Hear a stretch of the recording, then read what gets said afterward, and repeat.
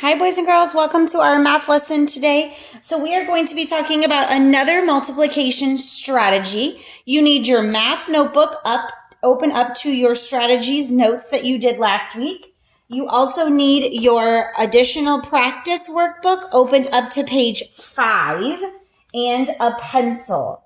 So we're going to go ahead and take our notes. Last week we talked in multiplication about equal groups.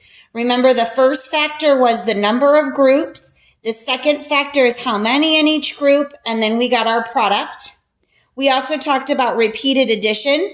The number of times we add is the first factor.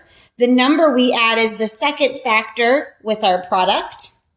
And we talked about skip counting. The first factor was how many groups. The second factor was what we counted by, including the number line.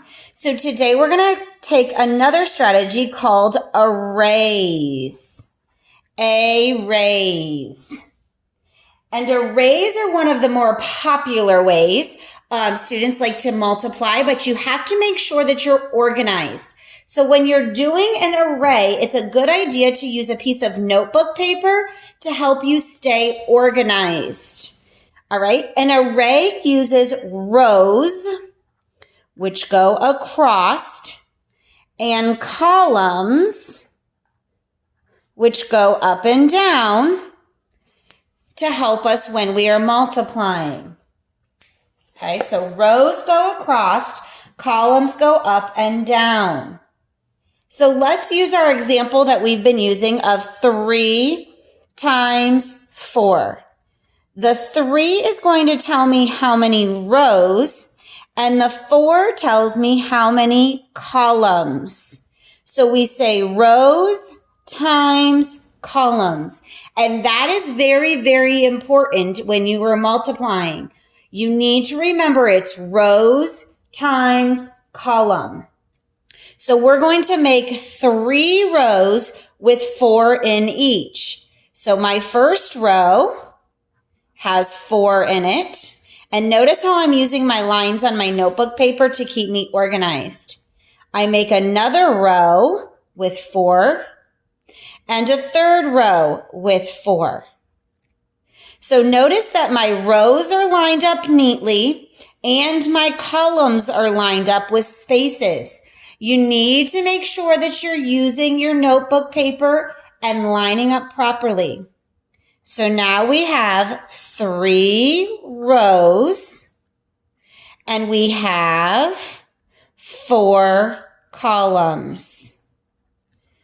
Rows times columns. Those are called arrays. Okay, so this is a very popular method. And the last strategy today we're going to write down is actually a property that we talked about with addition, but now it's with multiplication. It is the commutative property of multiplication. Commutative property of multiplication. You might remember the commutative property of addition meant we could add the numbers in any order and get the same sum. So I could do 2 plus 1 and get 3, or 1 plus 2 and get 3. And it's the same thing with multiplication. Once you start to learn some of your facts, you're going to realize that you can switch the factors to get the same products. Okay? So if we're going to use our multiplication of 3 times 4, let's go ahead and use our arrays with it. We already talked about 3 rows with 4 columns, which gave us 3 times 4 because it's 3 rows of 4 columns. And that gave us a product of 12. The commutative property says that I can actually switch that and still get the same product. So this time I would make 4 rows of 3. And this would now be written as 4 times 3 because we know that it's rows times columns. So 4 rows and 3 columns. So commutative property is the switch property. You can put switch, meaning I can switch my factors and still get the same product. All right, now that you have taken your notes, keep them nearby, and let's do some practice. So let's go to page 5 in our small practice book. You're going to see at the top, they gave us an array of 3 rows. So 1, 2, 3 rows and 2 columns, and that gave us 6. Then they used the commutative property to give us 2 rows with 3 columns and gave us 6. So there's another reminder of what we're going to work on today. All right, let's first practice our skip counting and filling in here. What we're looking at is we skip count using our rows. So we have 3 in the first, and then we would count 4, 5, 6. So our 6 is our next number. 7, 8, 9. You always put your skip counting as the last in each row. So 1, 2, 3, 4, 5, 6, 7, 8, 9. We skip count 3, 6, 9. Now let's write our multiplication. We have 3 rows and we have 1, 2, 3 columns. So my multiplication is 3 times 3. All right, let's try this one. Remember, we're going to mark these as our skip counting. So 1, 2, 3, 4, 5, 6, 7, 8. We're skip counting to say 4, 8. Okay, we have 2 rows, 1, 2, and 1, 2, 3, 4 columns. So my second factor is 4, and my product is 8. Let's try another one. Here we go. 1, 2, 3, 4, 5, 6, 7, 8, 9, 10, 11, 12, 13, 14, 15. We have 1, 2, 3 rows. So my first factor is 3. 1, 2, 3, 4, 5 columns. So my second factor is 5. So 3 times 5 equals 15.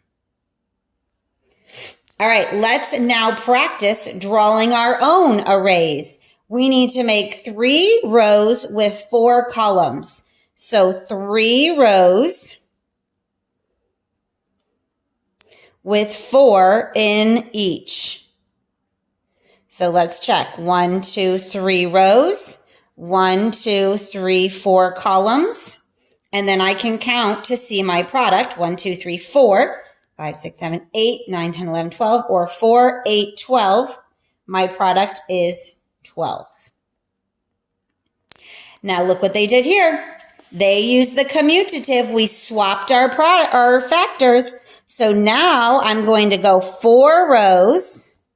So 4 rows down. And I need to make 3 columns across. And now I have to make them equal because multiplication is equal. And let's practice our skip counting here. 3, 6, 9, 12. We still get the same product of 12. All right, let's try our last one. 2 times 5. So 2 rows. And we need 5 columns. Fill in to make them equal. Skip count if you want. 5, 10. My product is 10. And here's the commutative. So now I need to make 5 rows. And I need 2 columns. They're equal.